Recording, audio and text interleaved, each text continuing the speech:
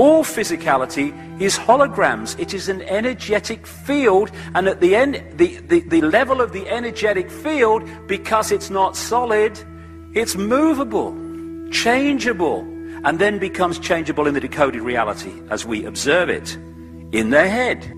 In your decoded reality, in the experienced holographic physical world, we are perceiving, through what we call visible light, a tiny frequency range of human sight, human decoding. But just outside of this frequency range, and beyond into frequencies well away from this one, are endless kind of worlds and realities. And I say further away in that sense, but actually they're all sharing the same space. You know, in this space that I'm standing in now are all the radio and television stations broadcasting to Melbourne. I can't see them, they can't see each other, because they are operating on different frequencies. And when you tune into one of those frequencies, that's what you get. And what this physical body does, it tunes us into this tiny range of frequencies called visible light, and this becomes the only reality. But interspersing this reality is all existence. And just outside of this frequency range, just beyond visible light, lie these reptilian entities and many other entities too. And you know, you'll be in a house and you'll see a cat, for instance, reacting to what is to us empty space.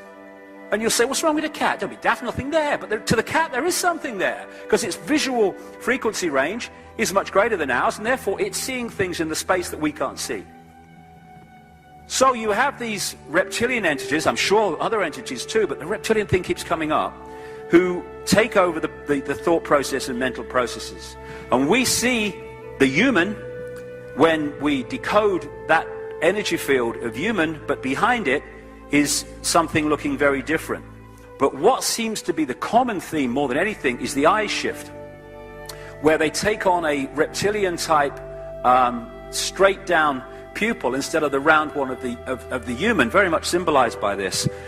And a few weeks ago, a scientist friend of mine called me and said he'd been chatting to an acquaintance of his who's just been doing, I mean, I don't agree with it, but he's just been doing research into iris scan technology, which led him to look very closely at 2,300 eyes, and he said that around 4% of the eyes that he looked at very closely appeared to be of reptilian type and appearance. Again, once this reptilian thing came into my life, I started to realize just how much reptilian imagery there is everywhere, all over the world, and the ancient myths and stuff like that of the Nagas in Asia, the people who were said to be part reptilian, part human, and could move between the two. And the many images you find portrayed of this coming together of Earth women and this reptilian race, and part human, part non-human, and all the rest of it. These are just a few examples that have been sent to me from around the world, but crikey, there's loads and loads of them that portray the same basic symbol of, again, fighting the snake, fighting the dragon is all part of it. And of course, one of the key stories in the Bible is of the serpent in the Garden of Eden, which, when you read that story in the way it's portrayed, absolutely changed the way that humans acted and saw themselves in the world.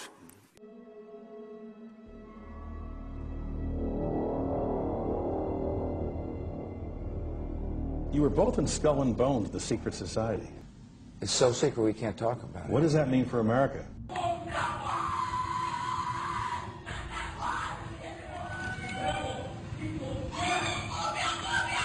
And during the initiation rites, you could hear strange cries and whispers coming from the Skull and Bones tomb.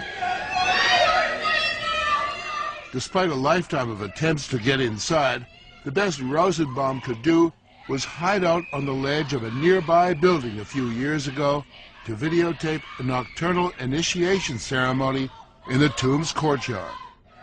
The initiates are told that they are superior beings and are part of a privileged elite who use war terror and famine to control Earth's human population.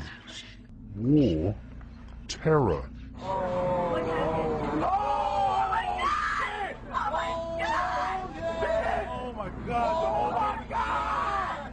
To control Earth's human population.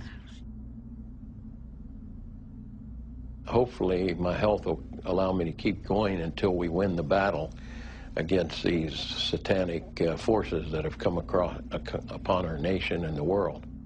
Then I said the next thing was, who is going to be the next president? Now, this is 2 years before he became president. Right. And they said Jimmy Carter, and I said, Jimmy who? And they said, well, he's the Democratic governor of Georgia. And I said, I've been voting Republican. And Paul Volcker said, son, don't worry about it. We control them both. Yeah. Mm-hmm. They're still planning on, the plan is to get a war started in the Middle East.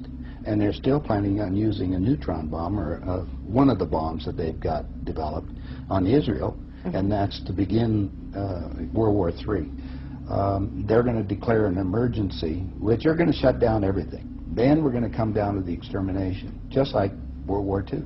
We can find meaning and reward by serving some higher purpose than ourselves, a shining purpose. The illumination of 1,000 points of light. The illumination of 1,000 points of light.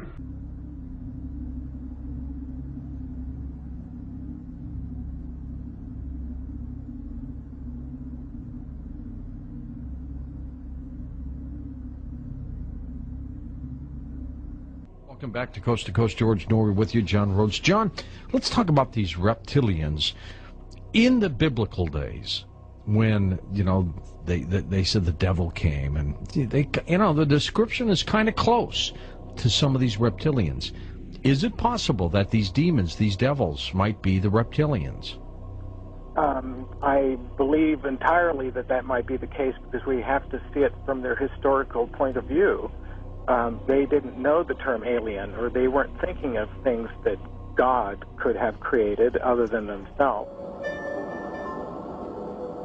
Well, it was the day after 9/11, the major news channels broadcast photographs, still images,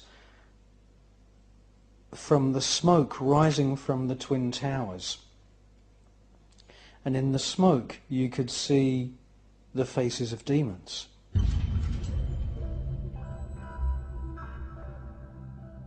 Now, I gave a lecture in the south of France, and two brothers came up to me and they said, you know what, the faces of the demons in the smoke at 9/11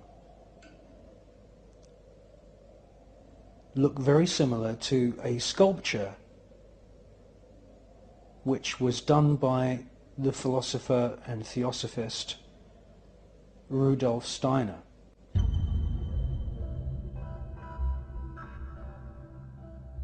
And I took a look at the photograph of the sculpture by Rudolf Steiner. And I have to say, yes, it's very similar to a couple of these so-called demon smoke faces.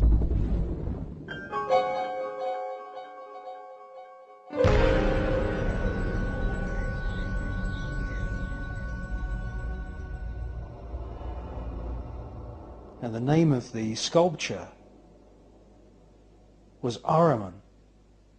Ahriman is one of the facets of Lucifer.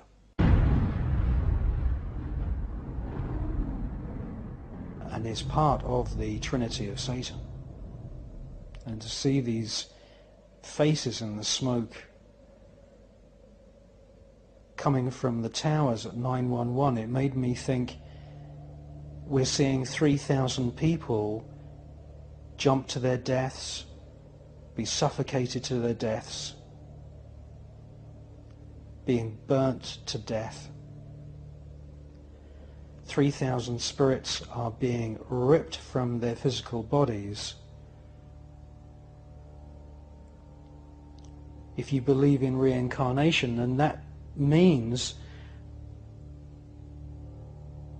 that there must be some kind of catastrophic shockwave going through the spirit world.